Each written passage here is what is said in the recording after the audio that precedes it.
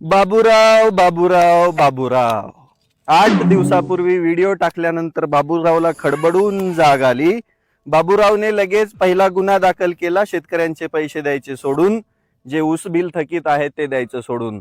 मग आता बातमी कळाली की 15 जानेवारी ते 30 जानेवारी पर्यंत 1800 रुपयाने हप्ता बाबूरावने काढलाय. पण ऊस शेतकऱ्यांनी कधीपर्यंत घातलाय? जवळजवळ मार्च एंड पर्यंत. बरं, भाव घोषित काय केलता? 3050. दिले किती? 1800. मग बाबूराव स्वतः चूक करायची आणि 1800 रुपये दिले, काही ठराविक युनिटचेच दिले, ते बी 15 दिवसाचेच दिले. आणि बाबूरावने बातमी दिली की थकीत ऊस बिल सगळ्या शेतकऱ्यांचं जमा झालं. मग ही काय म्हणतात ना, ही दिशाभूल कोणाची आहे? शेतकऱ्यांची. मग गुन्हा दाखल कोणावर व्हायला पाहिजे? बाबूरावरती. मग बाबूराव काय करते?